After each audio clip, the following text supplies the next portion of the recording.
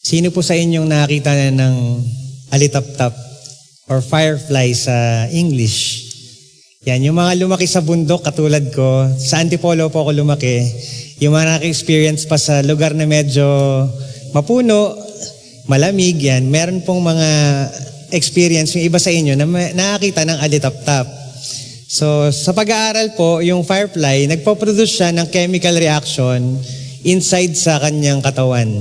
Insekto po yun, insektong maliit, parang kasing laki ng butil ng bigas, pero sa pamamagitan ng bioluminescence, so kung mag-aaral kayo ng science or chemistry, yun po yung mga hayop na merong taglay na liwanag, umiilaw, photosynthetic na mga hayop o halaman, bioluminescence po yung nagpapailaw sa kanila. Yung liwanag na binibigay ng isang alitaptap ay hindi po kasing lakas ng liwanag ng flashlight o kaya bumbilya. Kaya po hindi natin makita yung alitaptap kung maliwanag kasi natatalo siya ng ilaw ng araw, ng liwanag ng araw. Pero pag nagsama-sama po sa dilim, ang mga maraming alitaptap, kamangha-mangha po yung tanawin na ating makikita. So naka-experience na po ba kayo nung maraming alitaptap na nakakumpul sa isang puno? Yun po, nakita na po ako nung napaka-amazing po talaga. Sa puno ng avocado, pagdating ng gantong oras, nandun po sila at napakaliwanag ng kanilang taglay na mga maraming mga kumukutitap na mga alitaptap. So hindi na po natin na-experience lahat to. Yung mga younger generation, mga mas bata sa atin, baka hindi na kayo nakita ng actual na alitaptap kasi wala po yan dito sa Quezon City or even sa mga probinsya, baka hindi na po masyado. Hindi tulad ko na lumaki sa kabundukan o iba po sa atin na mapunong lugar yung mga bahay natin ng mga bata tayo, naaalala pa natin yung experience na yon. Yan, nakadampot na po ako ng actual na alitaptap. Pinisa ko pa nga kasi na-curious ako paano umiilaw yung puwet niya. Ganyan po. So pagpisa ko, di syempre, hindi na siya umiilaw, namatay na siya. Yan. Like the fireflies, tayo pong mga Kristiyano, we carry a light.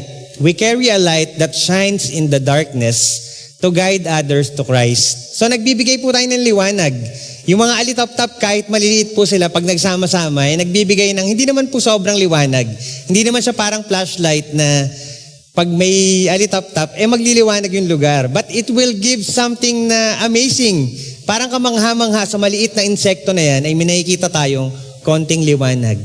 So tayong mga Kristiyano, though hindi naman tayo nakakapagbigay ng sobrang liwanag na kasing lakas ng spotlight o ng flashlight or ng araw, but as we come together as a family of God, we bring this kind of light na nakakapagbigay ng something na amazing when other people see that light. Our study today is on Matthew chapter 5, verses 14 to 16. The title is Light of the World. Ang passage po natin ay kasama sa popular teaching ni Jesus na kung tawagin ay the Sermon on the Mount. In this chapter of Matthew, we see crowd gathering to follow Jesus and listen to His instruction about the kingdom of God. Yung verses po before sa pinag-aaralan natin ngayon is about the Beatitudes o yung mga sinabi ni Jesus na blessed are those, at marami po pong iba. People from different places and backgrounds were drawn to Him, eager to hear His words of life and truth. Marami pong mga tao yung nag-gather doon sa bundok, yan, para sumama kay Jesus. Ang iba po ay tunay na tagasunod, mga disipulo. Ang iba ay nakikichismis lang sa kung anong ikukwento ni Jesus o anong ituturo niya. But many were there to listen to the preachings of Jesus. The Sermon on the Mount became a defining moment where Jesus revealed the values of His kingdom, calling His followers to live with humility, righteousness, and devotion to God. It was not just a public speech but an invitation to a new way of living under God's rule. Ine-emphasize po ni Jesus sa kanyang mga alagad o sa mga nakikinig sa kanya na ang kanilang buhay ay lubha pong mahalaga. Sila ang asin ng lupa at ilaw ng sanlibutan. Yung verse 13 po, binanggit doon yung you are the salt of the earth. That is why it is essential for the disciples to live out the good works entrusted to them by God. For through these works, those who remain in the darkness of the world may come to see him. Jesus emphasized that the lives of his disciples carry great significance. They are the salt of the earth and the light of the world. Their obedience and visible acts of righteousness serve as a testimony that points others towards the reality of God's kingdom. Sa mundo pong nababalot ng kasalanan at kawalan ng pag-asa, ang liwanag na taglay ng mga disciples ni Christ, o tayong mga Kristiyano, ay daan upang makilala ang ibang tao kung sino si Jesus sa kanilang buhay. At kanilang mararanasan ang pag-ibig ng Diyos sa pamamagitan ng mga tulad nating tunay na mananampalataya. Kung paanong ang lampara ay nagbibigay ilaw sa madilim na silid, o ang asin ay pumipigil sa pagkabulok ng pagkain, ang impluwensya ng mga Kristiyano ay naglalayon na salungatin ang kasamaan at kawalan ng pag-asa sa mundo upang makita ng mga tao ang liwanag at pag-ibig ni Kristo. Let's pray. Lord, this morning, may your Holy Spirit guide us so that we can understand your word. Not just understand, but to obey what it asks from us. This is our prayer in Jesus' name. Amen. Identity in the world.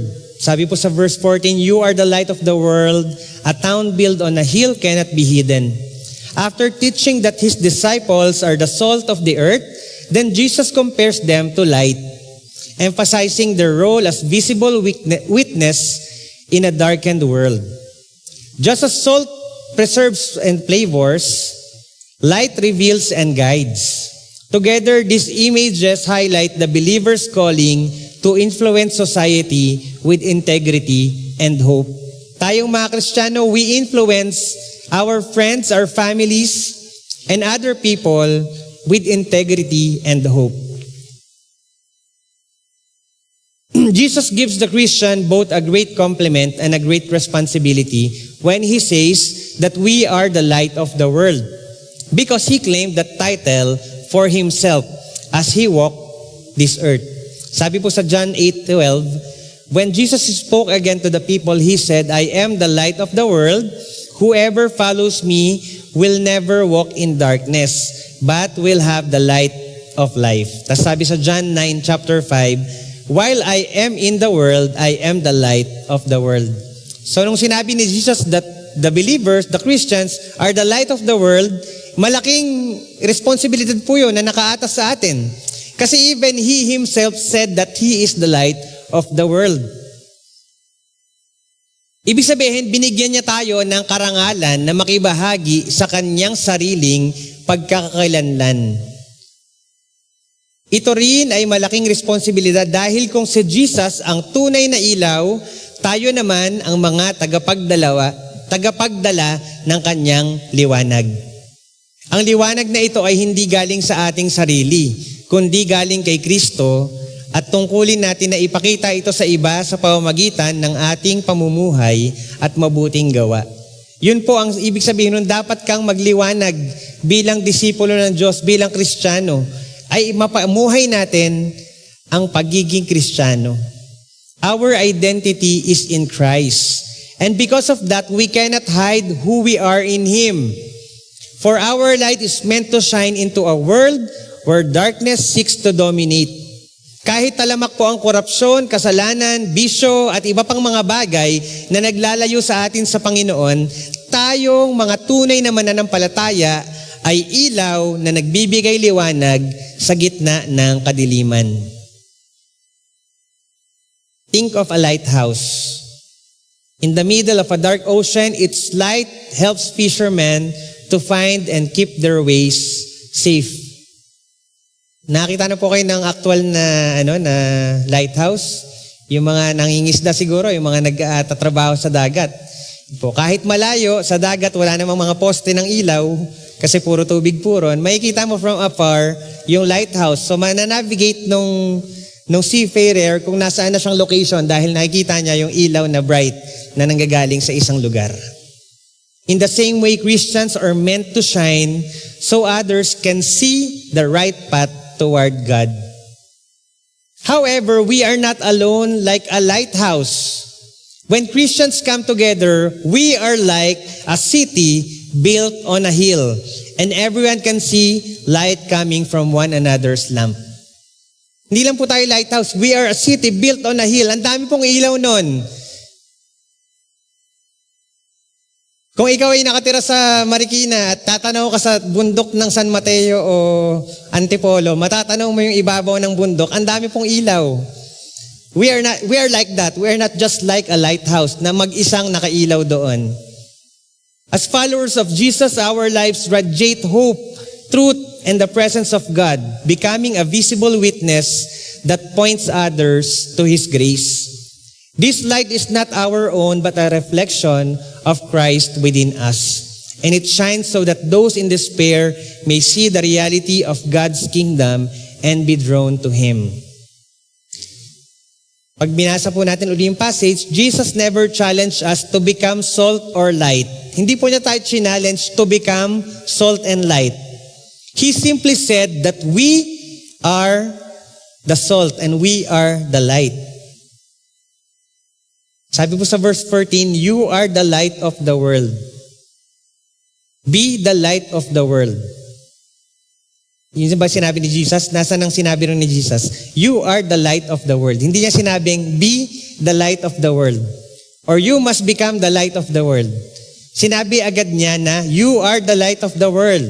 His statement is clear and direct, saying that you are the light of the world. Ibig sabihin, ang pagiging ilaw ng sanlibutan ay hindi isang bagay na kailangan pa nating pilitin o paghirapan upang makamit. Ito ay natural na sa atin bilang mga Kristiyano that we are the light of the world. Just as He Himself declared about His own identity that He is the light of the world, so also through our relationship with Him, we became bearers of His light. Our identity as believers is rooted in His presence, and so it is natural for our lives to shine in the midst of darkness. Natural po ba sa inyo na tuwing Christmas party sa office o kaya sa school, kayo yung na-assign na mag-pray ng opening prayer sa mga event? Kasi alam po nila that you are a Christian. Natural po ba sa inyo na pag may problema yung inyong mga kaibigan, they're experiencing some trouble in their life, lalapit sila sa iyo at may ikipagkwentuhan. Kasi alam po nilang Kristiyano ka and you are the light. Nakikita nila yung liwanag sa iyo. Pag nakinig sila sa iyo, pag nakinig ka sa kanila, sinabi nila yung problema nila, alam nila na tamang tao yung nilalapitan nila. Natural po ba sa inyo na gumawa ng mabuti sa kapwa dahil taglay mo ang liwanag ng Panginoon? So it's natural for us to be a light. People will see the light in us. Hindi ro natin kayang itago. Pero hindi ito galing sa ating sariling kakayahan o kabutihan, kundi sa liwanag na kaloob ng Diyos sa atin. Therefore, as disciples, we are called to live openly and faithfully so that the light of Christ within us may be seen by others and bring hope to a world filled with sin and despair. How do you show the light of Christ in your everyday life? Paano mo ipinapakita na nagliliwanag sa buhay mo ang liwanag ni Hesukristo sa bawat araw?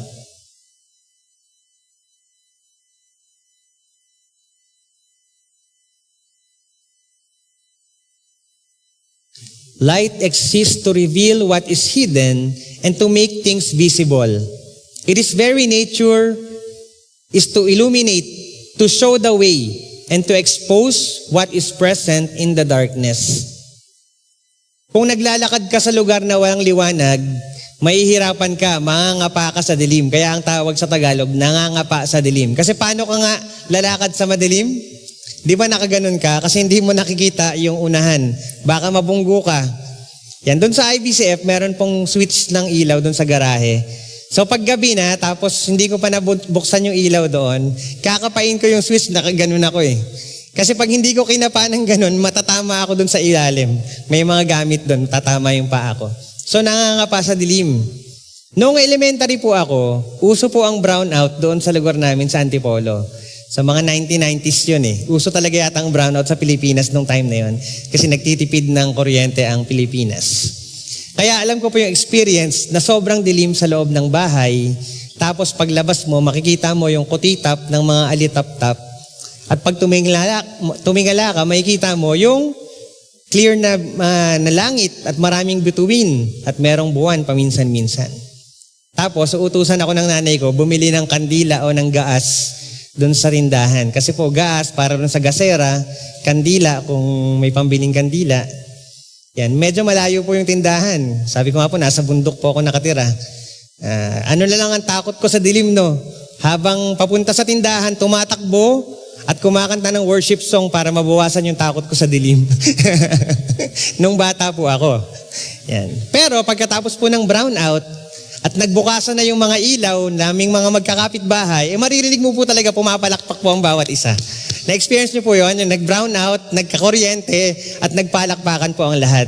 Yehey! Kasi makakanood na uli kami ng TV. Yan. The purpose of light is to illuminate and to expose what is there. Therefore, light must be exposed before it is of any use. If it is hidden under a basket, it is no longer useful. In the same way, the spiritual light that Jesus speaks of is meant to uncover truth, guide hearts, and bring clarity in a world clouded by sin and confusion. Light is not passive, it is actively changing the environment from darkness to light. But for light to fulfill its purpose, it must be allowed to shine. A lamp hidden under a basket cannot brighten a room. It becomes useless because it is prevented from doing what it was created to do. So yung liwanag, pag sinakluban mo po at hindi na nagliliwanag, baliwala na po siya. Tinakpan mo po siya. This is the warning Jesus gives His disciples. If they hide their faith, their witness loses its impact. Kung itatago mo sa opisina mo, sa eskwelahan mo na ikaw ay Kristiyano, baliwala yung impact mo, wala kang magagawang mabuti doon. Kasi hindi mo inaamin na Kristiyano ka. Bakit nga ba? Ba't hindi mo maamin? Baka meron kang ginagawang hindi maganda. Believers are called to live openly, not secretly, so that the light of Christ within them can be seen and experienced by others. So sa atin po sa Pilipinas, we're an open country. Kaya nating mag-share ng gospel. Kaya nating gawin yung ating mga practices bilang mga Kristiyano. Let's do that openly and declare to our neighbors, to our friends, to our classmates, to our relatives, and to our office mates that we are believers of Jesus Christ. And we share to them the gospel. When Christians shine through their words, actions, and integrity, they fulfill their God-given role as light bearers, guiding others toward hope and trust in Him. Ephesians 5:8, for you were once darkness, but now you are light in the Lord. Live as children of light. This verse reminds us of the radical change that happens when we come to Christ. Sabi ni Paul, for you were once darkness, but now you are light in the Lord. This verse highlights both our past and present identity from darkness to light. Before Christ, our lives were marked by sin and separation from God. But now, through His grace, we have been transformed into light. This is not simply about doing good deeds. It is about having a new identity rooted in the Lord Himself. We are no longer defined by darkness, but by the light of Christ that shines within us. Because of this transformation, Paul calls us to live as children of light. Light is meant to be visible, guiding others and exposing what is hidden. Just as light shines from darkness, our lives must demonstrate Christ's integrity, truth, and hope in this world filled with sin. Living as children of light means allowing Christ's presence in us to be seen through our actions, words, and character. Nakikita po ba ng iba yung liwanag mo bilang isang Kristiyano? Familiar po kayo sa kanta na This Little Light of Mine? Yan, kung nag-Sunday school kayo, naging Sunday school teacher, alam nyo po yan. Marami pong version yan eh. May hymn pa yan, tas meron yung medyo modern, yung may hide it under a bushel, I'm gonna let it shine. So yun, maraming version. That the small light, the singer carries, ang ibig sabihin po nung kinakanta niya, nung bata na yun, that the small light the singer carries will shine openly and never be hidden under a bushel, so that others can see it and be guided by its glow. It is a simple yet powerful reminder of Jesus' call for believers to live as visible witness of His truth and hope. And may version po ng Tagalog yung This Little Light of Mine. Yan, ang munting ilaw ko. Yan, ang munting ilaw ko paliliwanagin. The song title, yung This Little Light of Mine, sabi ni McLean, alludes to Matthew 5:14-16. And it's called to keep faith even if one feels surrounded by shadow. So kahit po ang paligid natin ay puno ng lagim, puno ng kasalanan, puno ng korupsyon, tayong mga Kristiyano kailangan mamuhay na dala-dala ang liwanag ng Panginoong Hesukristo. Therefore, let us keep our faith and shine our light so that our lives will become effective witness of God's grace and truth. As we live in integrity and courage, others will see Christ reflected in us and be drawn to the hope and salvation that only He can give. In what ways does your life show Christ's light?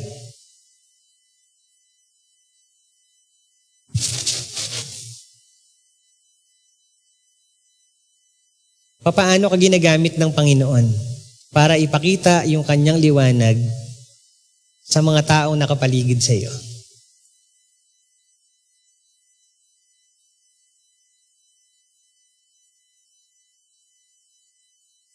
In the same way, let your light shine before others, that they may see your good deeds and glorify your Father in heaven.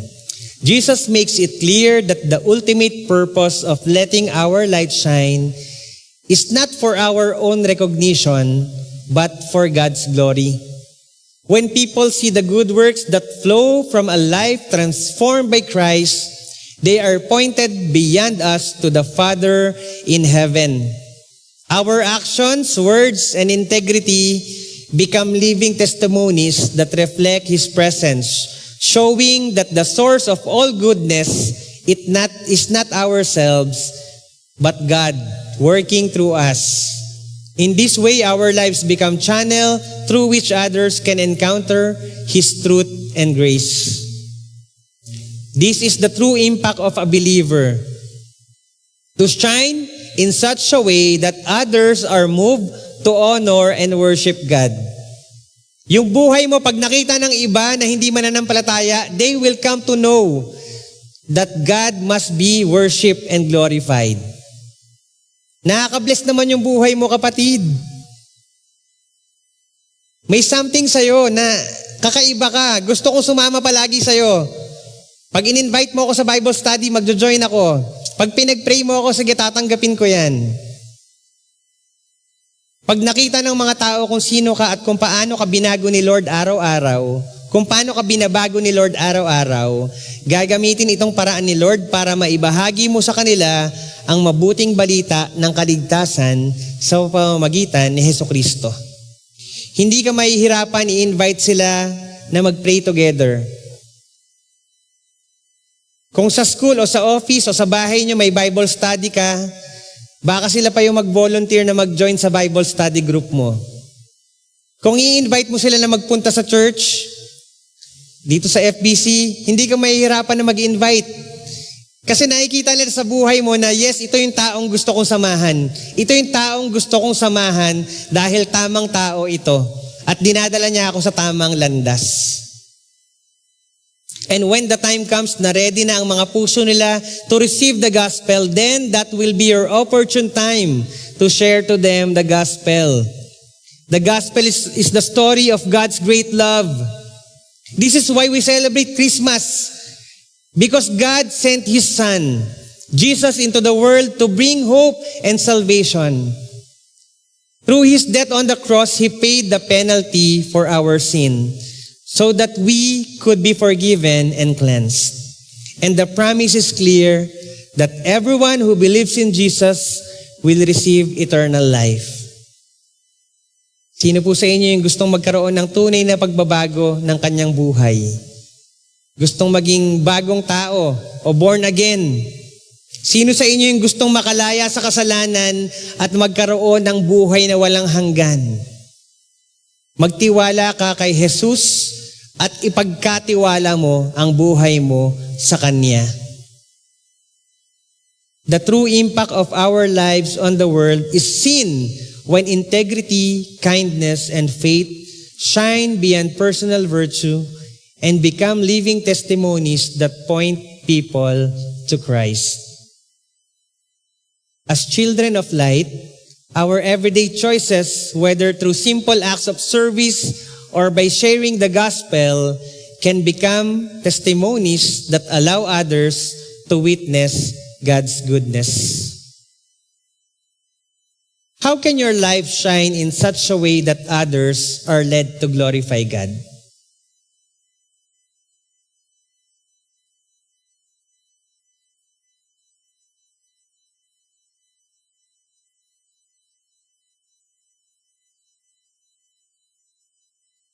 Panoorin po natin tong video clip. Hinaan lang ng konti.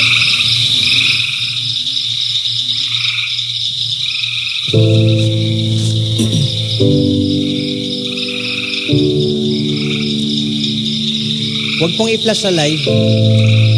Huwag i-flash sa Facebook live.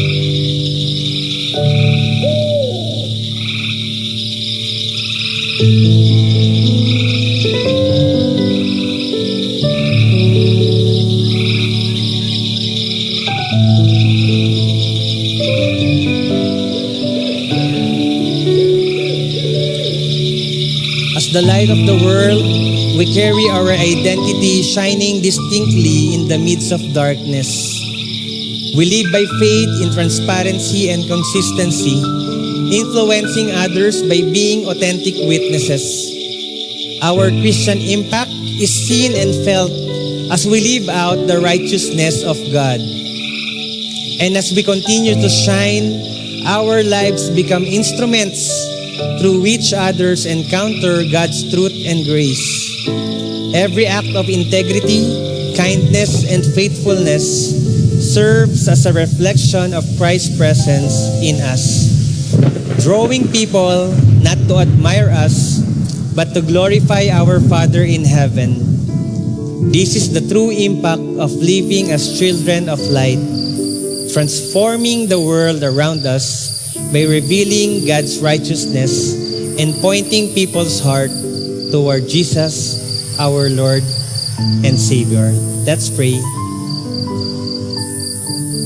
Lord, we thank you for letting us share the light of your Son, Jesus. Salamat, Panginoon, sa taglay naming liwanag na ito na nanggagaling sa kabanalan ng inyong anak na si Jesucristo. Gamitin niyo po, Panginoon, ang aming mga buhay upang maging buhay na patotoo. Makapag-contribute kami, Panginoon, sa ikadadakila ninyo, Panginoon, sa ikalalawak ng inyong kaharian. Only by your grace. This is our prayer in Jesus' name. Amen.